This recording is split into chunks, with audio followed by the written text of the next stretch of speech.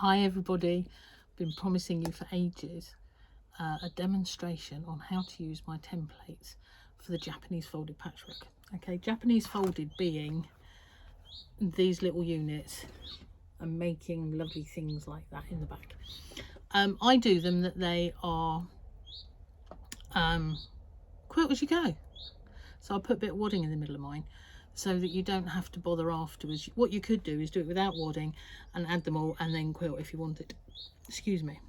But I don't know, you won't see on that one. Let's find one that you can see. I don't know if you can see the stitching on there around. It says she. I use threads that disappear, see, purposely. There we go. You might be able to see that one around there. I actually use, saying that, a Gutermann silk thread because I do my stuff by hand. You could do this by machine, quite easy.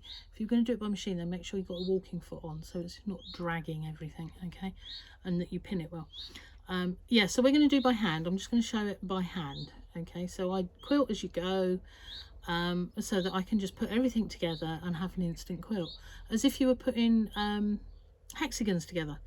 Yeah, so I gave up doing hexagons years ago and I started these, as you can see from the back there, and there's a heap of them all here, all ready to go. You'll see in a minute when I put the camera down. Right, now, how to do this. It's basically a circle with a square inside. All right, I'm going to put the camera down, so I apologise about anything that's going to happen now, but hopefully you can see what I'm on about. All right, there we go, like that. I got 10-12 minutes into a video just now to show you this, and Tom jumped on the table and everything went flying, including the camera, so I've had to start again. So hopefully we'll be okay, all right, this time, because he's in and settled. Right, so I use scraps always. This would work fabulously if you've got specific fabrics and a colour pattern that you want to do. That'll look lovely. But this is me using my scraps, okay. But having said that, this is quite a big scrap. Okay, so first off, I've got my, what's going to be my circle, which will become the outer edge folded in, so the green in this case, all right. Get your template, whatever size it is, and you want your straight edge, and you're going to put that on the fold, okay, so that when we cut this out in a minute, you get a complete circle. Now, I'm on the inside of the fabric, so you could use pencil, pen, whatever you want to do, it doesn't matter. It's not going to show, so I'm using a pencil here, so hopefully I've got a cutting line. If you were stood up and doing things properly, I'm not, you could use a small rotary cutter. That will work quite happily around these templates. Maybe not the 2.5 inch, you might take your fingers off. But yeah, so this is including all your seam allowances and everything, and we're going to cut it by scissors. So if you look here on the template, I'm just going to mark it. There are 4 slots around the edge.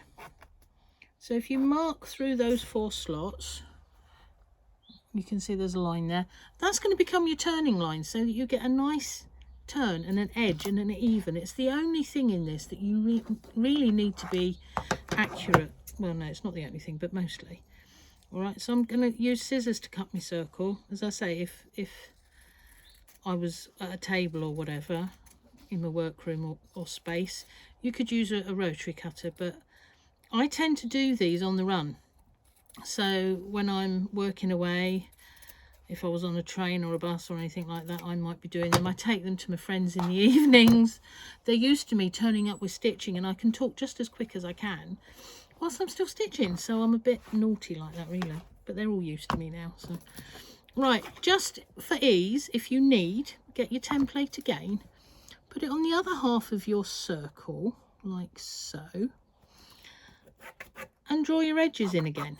All right, so as I say, we're going to use this to turn in with. Now if you're a little unsure of, oh, I'm not sure what I'm doing and how to turn, and I've got to get it even, the gaps, if you turn your template slightly, all right, you can fill the gaps in so that you've actually got a turn line right the way around your piece of fabric, and then you've got no excuses for not getting it right, says she. But there we go. Right, there we are. Now you can see that I've got a circle right the way around. Now that is my guideline for turning my edge in. Okay, so I've got one that I'm going on here with anyway. You can see it's tacked all around the edge. It's only just a one turn, you're not double turning or anything, you're just going to tack up that hem. So what I tend to do is I will crease on the line. Can you see? I'm just turning that, and where you've got the slot lines, I usually do the each end of the slot line, but if you've got a whole line you can do it right the way around if you want. It's not an issue, just a little bit of a crease. Can you see where that's nicely turning up now? I don't know if you're getting that. It's turning up that edge, and then you're going to tack it. I'm going to do Blue Peter here now. Look, here's one I prepared earlier. Can you see that tacking around the outside edge? Yeah, so that's turned in hopefully evenly all the way around. I could probably have done with pressing it, as I say, but you know what, this is scraps and it's what I do, so I may as well leave it as I do it. Make sure you're using a thread that you can see, because that makes life easier come the end. Do not pull these up as if you were going to do yo-yos or Suffolk puffs. That's the word, we like Suffolk puffs, because we want it flat, all right, because we're going to use this to turn over. Yeah, so what was I going to... Oh, I know what I was going to say. Don't, with your tacking thread, make sure it's a colour that you can see.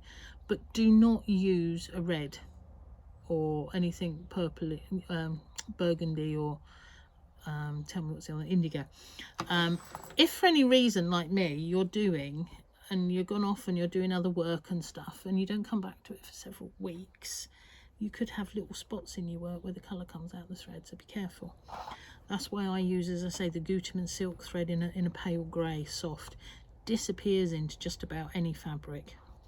Right, so I've turned that. Now that is important, that if you're going to do lots of sections to put together, yeah, you want them to fit. So make sure that turning edge is the same on all of your units, okay? Word of warning there to start. Now we need the piece that goes in the middle, so we want a square. So where's my odds? I had some grey here. There we are. Right, okay. If you've got a charm pack, they work nicely in middles. Just as a thought while I'm thinking about it. Right, okay, so on your template, I don't know if you can see that, you've got 4 slots in the centre. That's going to give you your square. So if you fold your fabric again, I'm being very wasteful here, but it'll make life easier, I think, in the long run. Put your straight edge on that fold again. Okay, mark it. Oh, it's dark, I'm going to use a pen. There we go. In those 4, okay, to the inside of those slots, so working inside always. Okay, so you've got lots of, yeah.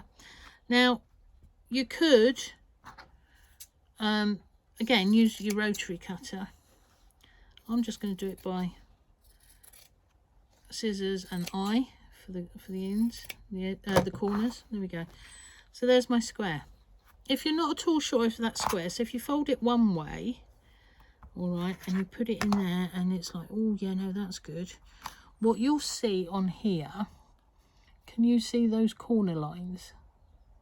All right, so you've got slot, slot, corner, corner, but that will give you, and you can check then, is that square on those lines? Yeah, and hopefully it's all lovely. If you're not sure, you can do one side, and then if you fold it the other way, like that, so if you're using your scraps and you've got all sorts of things going on, you can then do it and check it that side as well.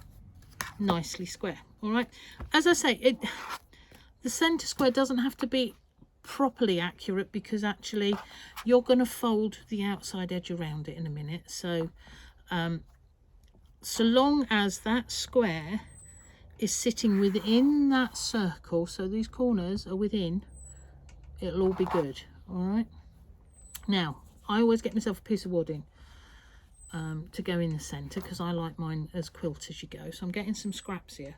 Now I was just going to do a square like I normally do, but it dawned on me just now when I was doing the other video that I've had to ditch because of the cat, bless him.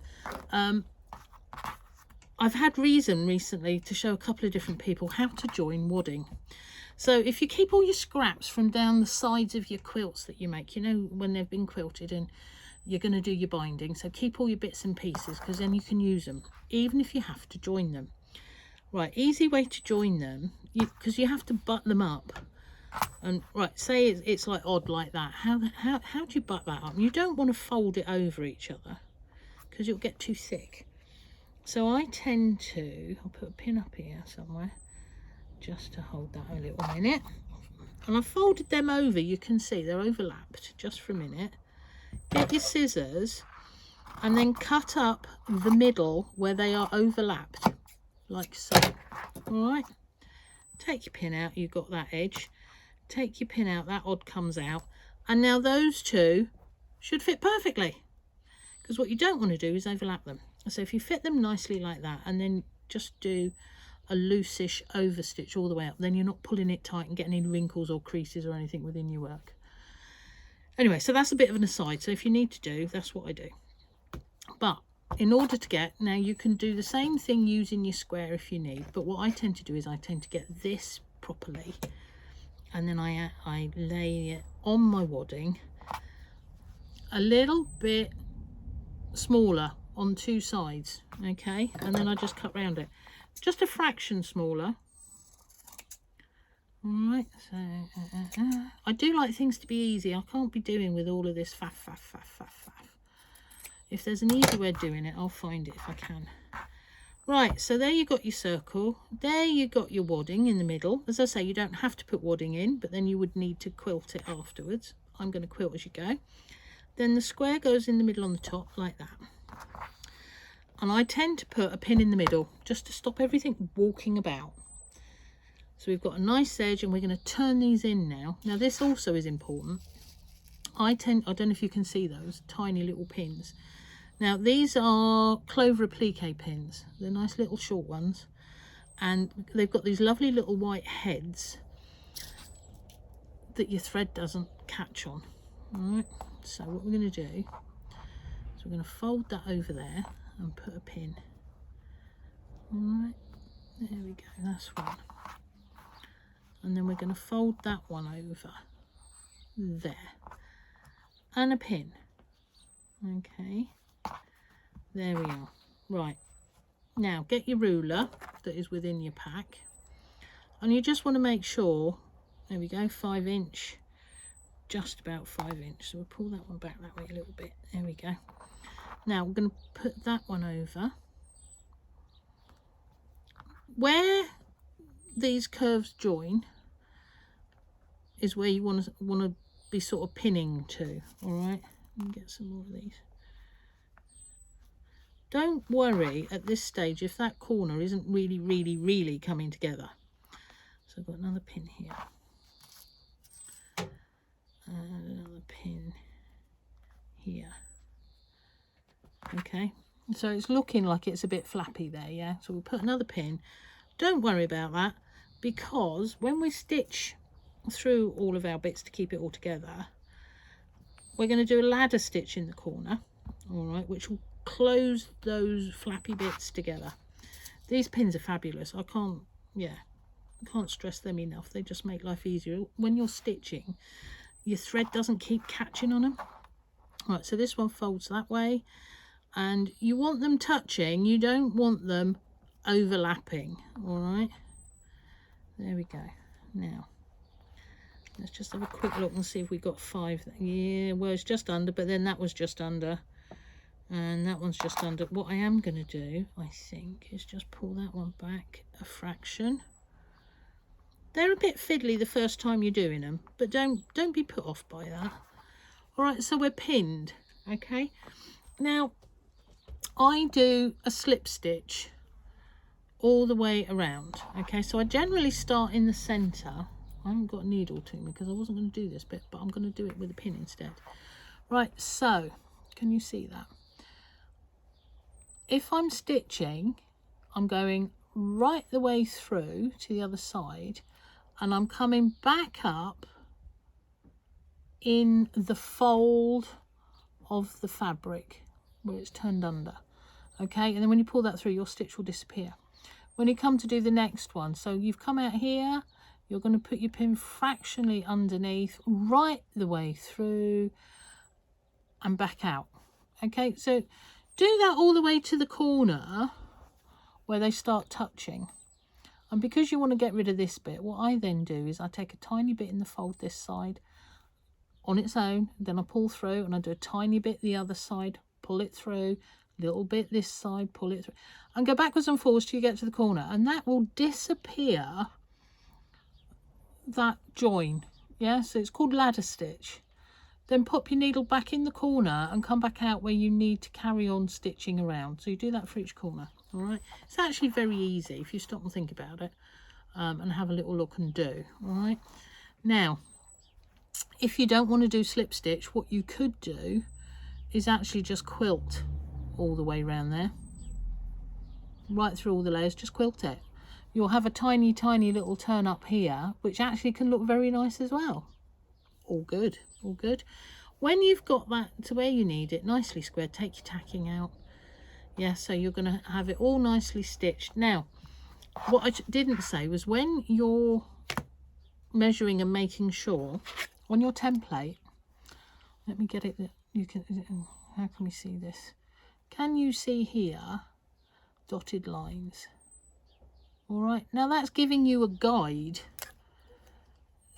to where your turn should be. All right, so you've got a couple of different ways there of making sure you're accurate all the time.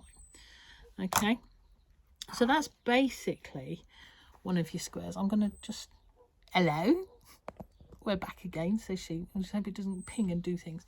Right, I don't know if I've said this or not, because I've tried this video a couple of times now. So this here and this here, I don't know if you can see the pink. I'm going to turn you a little bit more. See the pink and the blue. So you can do set designs and patterns with fabrics, and they look lovely. What you could do, and these are really cool, denim. All right, so old jeans and old jean skirts and whatever else, cut your circles, turn a raw edge, or just even leave them, so that when you're turning them in, is what I should say, that it's all raw, and put some lovely fabric in the middle. Absolutely good. Great. Looks a bit like that, except you've got a nice raw fluffy edge, if that's what you want to do. I've used in this blue one, the plain blue is a chambray, so a thin denim, a lovely denim.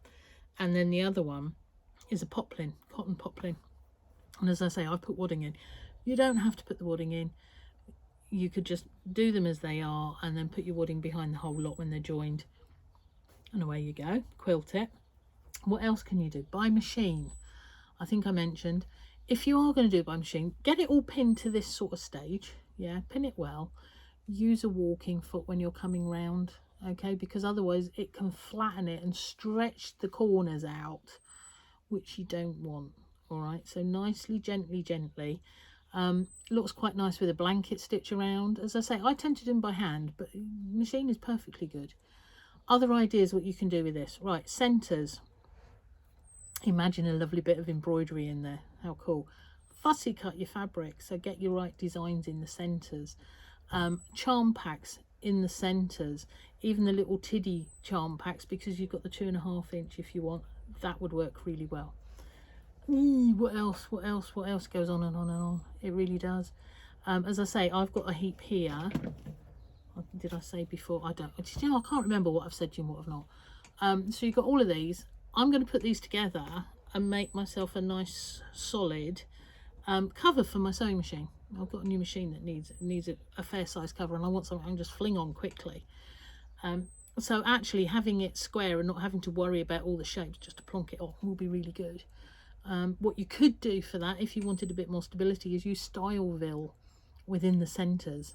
You know, it's like a little thin foam that you might use for bag making in the middle of these. Looks cracking. It makes everything pop and look really scrummy and tight and lovely. Another thing that you could do, just coasters. A quick coaster if you want a little prezi for a friend at Christmas and you're not sure what can you do. Buy them a mug. Christmas coasters, do them whatever size you feel you need. Egg cup coasters, the little tiddly ones, fabulous, really cool. I like this idea a lot. You know what, it's as endless as is all of your imaginations. Yeah. So okay, so I will say again, I've got 4 sizes on all of my website on Abbieanne.com, so you can go over there and purchase if you would like. That would be lovely. There's a 5-inch finish, there's a 4-inch finish, a 3-inch finish, and a 2.5-inch finish for those of you that like fiddly. As I say, I like to use all my scraps, as you can tell from this one. So this was all my scraps, but with the same centre. The heap here, they're just all different. That really is all my scraps. And I take a basket of these with me everywhere, with that and my thread, and away I go. Oh, and a bit of wadding, of course. All right, so I'm going to shut up now because I've probably bored you stiff. Okay, if in doubt, if you're doing and using and you want, shout me if you get a problem. I'm here. I'm quite happy to help. Okay, yeah. So that's it. There we go. I've been teaching these at all the big shows that I'm at this last sort of, yeah, since last year. So all the Grosvenor shows and such like. I'll have these with me at the NEC at the festival. You'll find me at festival on Kaleidoscope Bookstand. All right, so I'll be helping them out and all of my gear will be there. So if you've got any questions, do come and ask and say hello, because it'd be lovely to see you all. Yeah, it's all good. All good. All right. So, one thing left to say to everybody. Well, 2. Can I have some photos? 3 things. 2, would you please subscribe to my channel? Because that would be fabulous on YouTube. We would love that. It helps life. And 3, be lovely.